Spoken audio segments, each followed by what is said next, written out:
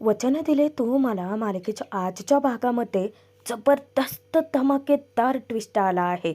म्हणजे आधी सुरुवातीला शिर्के कुटुंबियांनी त्या लग्नावरून साखरपुडा ठरवण्यावरून खूप सारा तमाशा केला, पण आजीने शेवटी त्यांचं म्हणणं खोडूनच काढलं आणि केसचा निकाल लागल्याशिवाय हे लग्न होणार नाही याच्यावरती शिक्कामोर्तब केलं.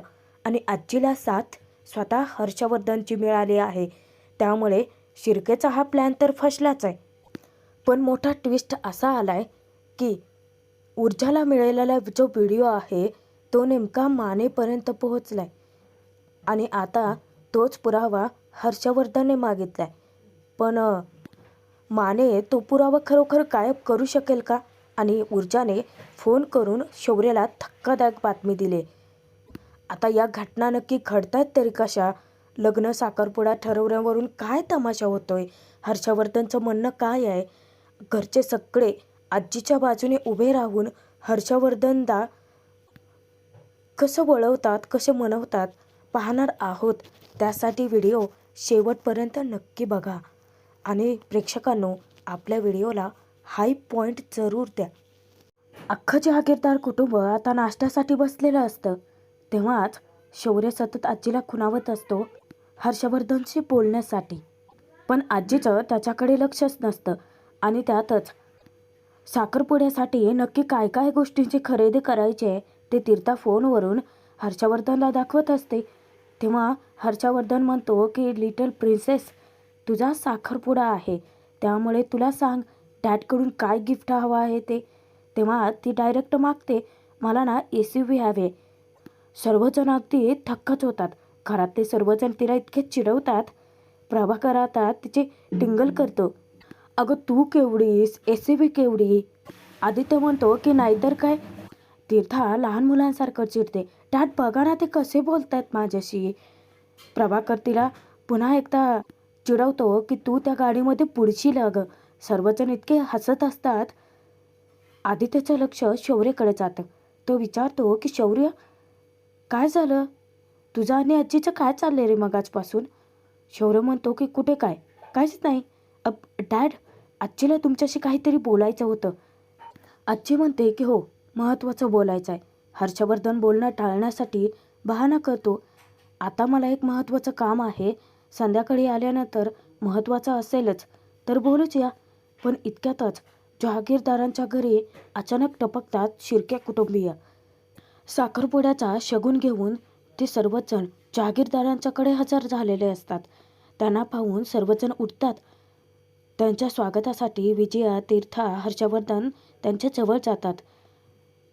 विजया त्यांना म्हणते की अरे, अगदी वेळेवरती आलात, चला आमच्यासोबत नाश्ता करून घ्या. तेव्हा सुप्रिया म्हणते की नाही, खरं तर यांच्या गोळ्या असतात ना लवकर, त्यामुळे नाश्ता आम्ही करूनच आलो आहे. आता दिग्विजय त्या माणसांना तो शगुन जहागीरदारांच्या घरात नेऊन ठेवायला सांगतो. आता शैलेजासुद्धा ते पाहुणे आलेत म्हटल्यानंतर रूममधून बाहेर येते. तेव्हा विजया त्या सगळ्यांना घरात बोलावते. हर्षवर्धन विचारतो की अहो शिर्के साहेब, हे सगळं काय आहे? तेव्हा दिग्विजय सांगतो की शगुन आहे, आमच्याकडे पद्धत आहे, साखरपुडा करण्यापूर्वी असा शगुन दिला जातो. सुप्रिया सांगते की हो, शगुन दिला जातो आणि त्यानंतर मुहूर्ताचा नारळ वाढवला जातो. त्या विक्रांतला समोर पाहून शौर्याच्या तळपायाच्या मस्तकात केलेली असते, पण त्याचेही हात दगडाखाली असतात. समोर असूनही, सत्य माहीत असूनही तोही काही करू शकत नसतो. शिर्केंच्याकडून इतक्या सगळ्या गोष्टी आल्याचं पाहून दिव्यासुद्धा अक्षरशः थक्क झालेली असते. विजया म्हणते की अहो पण मला यातलं काहीच माहीत नाही आहे. तेव्हा दिग्विजय सांगतो की नाही वहिनीसाहेब, ही आमची जुनी पद्धत आहे, शिर्केंची जुनी परंपरा आहे. असं शगुन घेऊन येलं, त्यानंतर नारळ वाढवून मुहूर्त ठरवला जातो साखरपुड्याचा. हर्षवर्धन अजूनही चिडीत चूप असतो. आता शौर्यला हे सगळं इतकं संतापदायक असताना आजी त्या कानामध्ये तो कुजबुजतो की आजी, अगं कर ना काहीतरी, तू थांबव नाही सगळं. आजी त्याला दटावते की शौर्य, तू गुपचूप बस, एक अक्षरही आता मध्ये बोलू नकोस. सुप्रिया सांगते की बरं अर्पिता, अगं ते दे ना. अर्पिता सांगते की काकू, हा मी शिरा आणलाय. सुप्रिया तिचं कौतुक करते की अर्पिताने स्वतःच्या हातांनी बनवलाय. शौर्यला आवडतो ना म्हणून. विजया तो दिव्याला किचनमध्ये ठेवायला सांगते. दिग्विजयचं लक्ष जातं आणि तो आजीची भेट घेतो. नमस्कार, आम्ही मागच्या वेळेसही आलो होतो, पण तेव्हा तुम्ही घरी नव्हतात. तेव्हा आजी सांगते की हो, मी मेडिटेशनसाठी गेले होते. दिग्विजय म्हणतो की बरोबर. काय आहे, घरच्या मुख्य व्यक्तीचं डोकं शांत असेल तर घर कसं हसतं खेळतं आनंदीच राहतं. त्यानंतर सुप्रिया, तिची मुलगी अर्पिता दोघी आजीचे आशीर्वाद घेतात. दिग्विजय विक्रांतला सुद्धा आजीचे आशीर्वाद घ्यायला सांगतो. आजीचा आशीर्वाद घेताना आजी अचानकच म्हणते की थांब, हा साखरपुडा होणार नाही.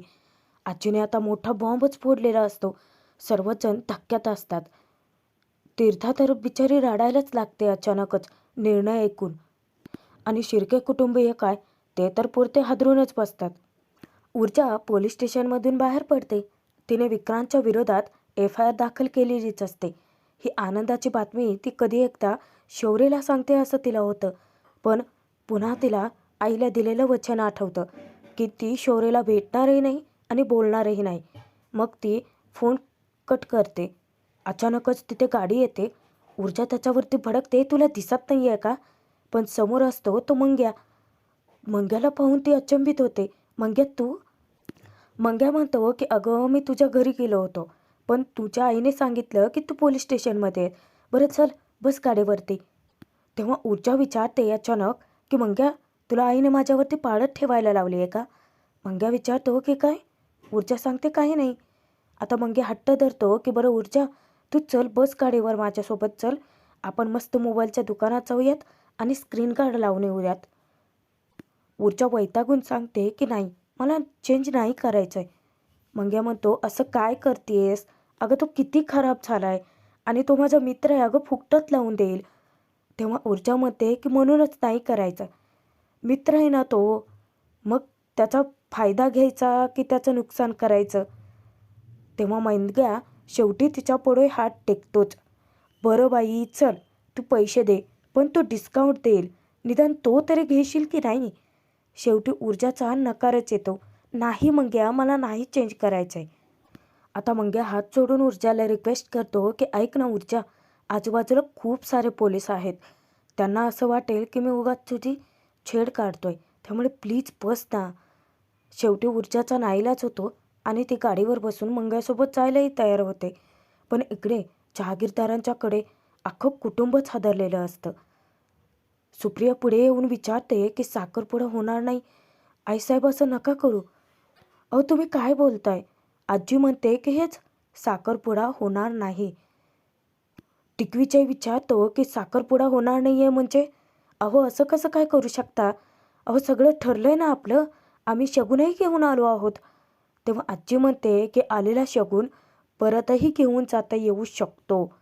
तीर्था तर इतकी रडायला लागते, विजयालाच कळतच नसतं तिला कसं शांत करावं. पण दिग्विजय आता हट्टाला पेटतो. तो म्हणतो की मी शगुन हा परत नेणार नाही. आजी तरीही तिचा निर्णय ऐकवते की ठीक आहे, शगुन परत नेऊच नका, पण हा साखरपुडा होणार नाही. शौर्य इतका खुश होतो. आजीशी बोलून काहीच फायदा नाही आहे. तिने तर साखरपुडा मोडण्यावर शिक्कामोर्तब केलाय. हे आता दिग्विजयला कळून चुकतं, म्हणून तो आपला मोर्चा हर्षवर्धनकडे वळवतो. अहो जहागीरदार साहेब, हे काय आहे? आपला शब्द फिरवण्यासाठी राजकारणी लोक बदनाम असतात, पण इथे तर वकिलाचं घरच बदनाम आहे. तेव्हा आजी त्यांना सडेतोड उत्तर देते की हर्षवर्धनचा यात दोष नाही. तुम्ही जेव्हा सुरुवातीला साखरपुडा ठरवायला आला होतात, तेव्हा जर मी इथे असते तर तेव्हा मी निर्णय ऐकवला असताच की साखरपुडा होणार नाही. सुप्रिया रडतच विचारते की आईसाहेब, हो तुम्ही असं का करताय? साखरपुडा ठरल्याचं, लग्न ठरल्याचं सगळीकडे नातेवाईकांना सांगितलंय आणि अचानक साखरपुडा मोडताय. आजी समजावते की साखरपुडा मोडत नाही आहे, साखरपुडा पुढे ढकलतोय आपण. दिग्विजय भलताच भडकतो. तो विचारतो की अहो पण असं काय साध्य होणार आहे याने? तेव्हा आजी सांगते की साखरपुडा पुढे ढकलणार आहोत, जोपर्यंत केसचा निकाल लागत नाही तोपर्यंत हा साखरपुडा होणार नाही. आता दिग्विजयच्या रागाचा पारा चढतो. अहो याला सगळ्याला काय अर्थ आहे? अहो तुम्ही मला विचारा, मी सांगतो ना, माझा मुलगा निर्दोषच आहे. आजी म्हणते की पण त्यावर शिक्कामोर्तब व्हावं लागेल. दिग्विजय विचारतो की अच्छा, म्हणजे तुम्हाला असं वाटतंय का तुमचा मुलगा केस हरेल? तेव्हा आजी ताकीद देते की हर्षवर्धनपर्यंत येऊ नका, माझ्या मुलाला बोलूच नका. हर्षवर्धन काय चीज आहे ते मला माहिती आहे, पण तरीही केसचा निकाल लागत नाही तोवर हा साखरपुडा होणार नाही. हर्षवर्धन तोंडातून चकार शब्दही काढत नाही, म्हणून दिग्विजयचा त्याच्यावरती जास्त राग. तो विचारतो की ओ वकील साहेब, काय खेळ लावलाय काय ते? प्रभाकर तिला ताकीद देतो की ओ दिग्विजय साहेब, तुम्ही जरा घरात हळू बोललं तरी चालेल. दिग्विजय आता तर त्याचीही फजिती करतो. वागाय बोलायची पद्धत तुम्ही मला नका शिकवू. तुमच्या घरात तुमच्याच शब्दाला मान नाही आहे ते बघा आधी. आता त्याचा अपमान होतो. आजी तो अपमान खपवून घेत नाही.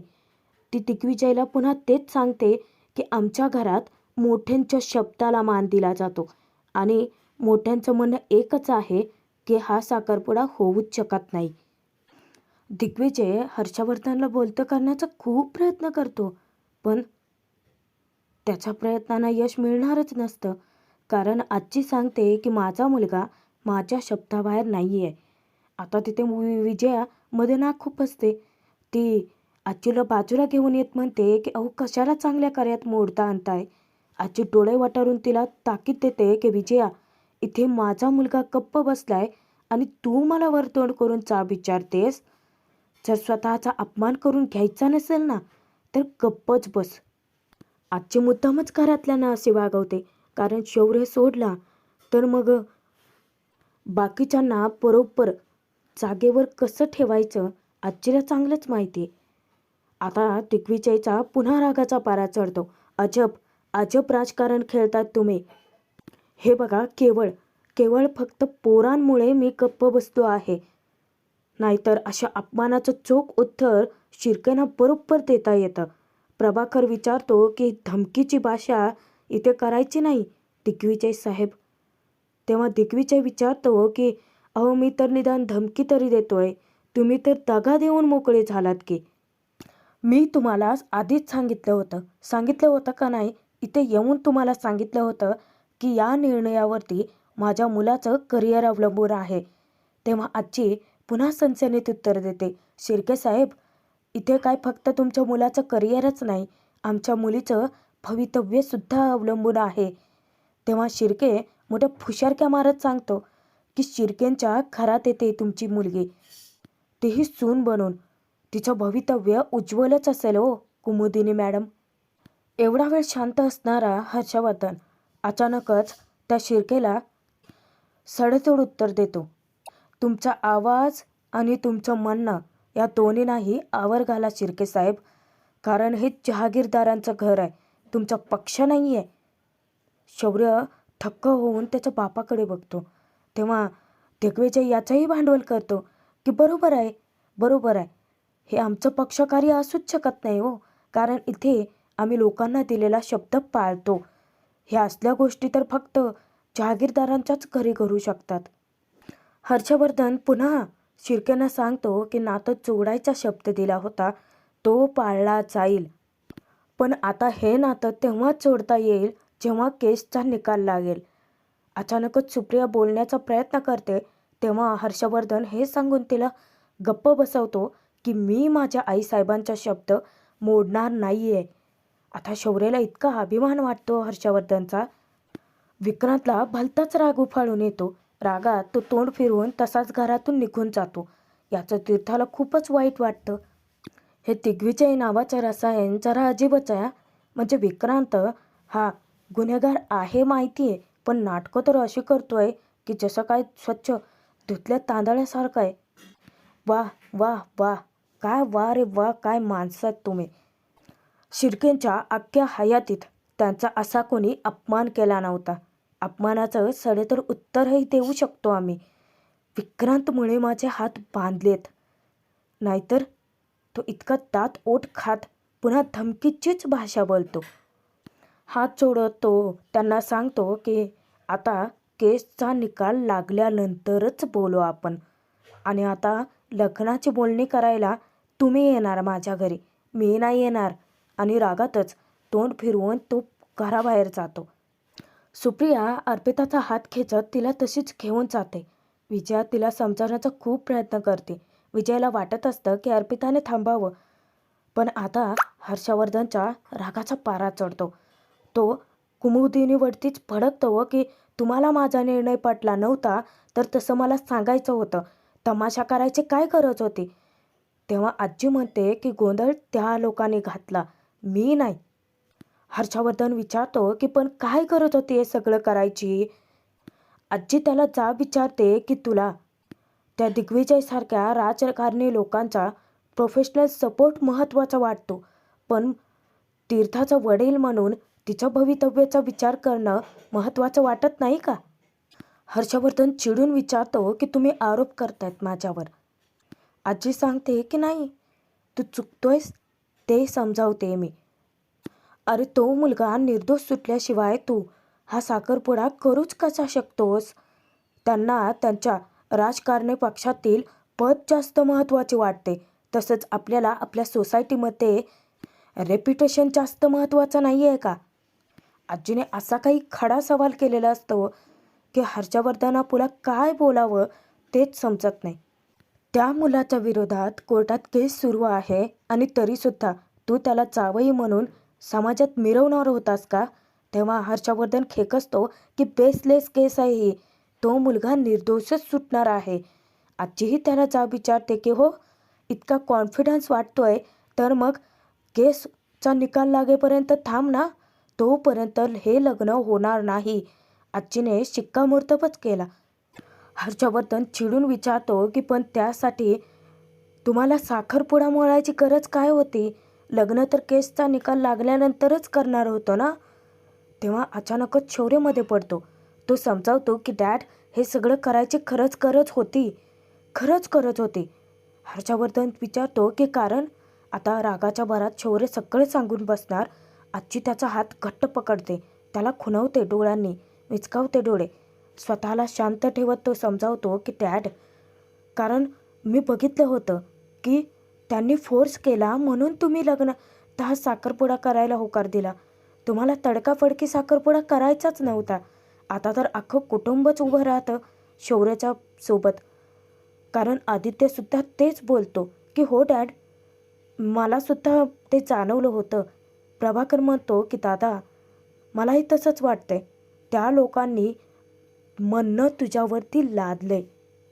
शौर्य शांतपणे हर्षवर्धनची समजूत घालतो की डॅड, एखादी गोष्ट जोपर्यंत तुमच्या मनाला पटत नाही तीच गोष्ट तुम्ही कधी केली आहे का डॅड. आदित्य म्हणतो की हो, आणि एखादा निर्णय घ्यायचा असेल तर तिथे कुटुंबाची सहमती महत्त्वाची, हा नियम तुम्हीच बनवला होतात ना डॅड. प्रभाकरही म्हणतो की आई नसताना आपण त्यांना कमिट केलं, तीच आपली चूक झाली. सर्वजण हर्षवर्धनला फक्त आरसाच दाखवत असतात. तेव्हा तो माघार घेतो. तो सांगतो की ठीक आहे, मी आता काही बोलणार नाही आहे, पण एकदा का केसचा निकाल लागला की साखरपुडा होईलच. आजी शौर्य इतके खुश होतात. शौर्य खुश होऊन म्हणतो की डन डन डॅड. आदित्य म्हणतो की साऊंड परफेक्ट डॅड. तेव्हा हर्षवर्धन काहीच न बोलता तिथून निघून जातो. आता घरातले सर्वजण इकडे तिकडे निघून जातात आणि शौर्य इतका खुश असतो, पण दिव्याला त्याचं खुश असणंच खटकतं. नक्की काय चाललंय तेच तिला कळत नाही. आता शौर्य खुश होऊन घराबाहेर पडतो, पण ऊर्जा इतकी अस्वस्थ असते, सतत तिला शौर्याची आठवण येते. शौर्याने तिच्यासाठी आजपर्यंत काय काय केलं ते सगळ्या गोष्टी तिला आठवतात. ऊर्जा खूपच अस्वस्थ राहते, कारण शौर्य तिच्यासोबतच नसतो. आणि भाग इथेच संपतोय. भाग कसा वाटला कमेंट करून जरूर कळवा. पुढे बघूयात. तीर्था खूपच घाबरून जाते. ती विचारते की पण जर विक्रांत खरंच गुन्हेगार निघाला तर काय करायचं. तेव्हा विजया समजावते की नाही तीर्था, असं काहीच होणार नाही आहे.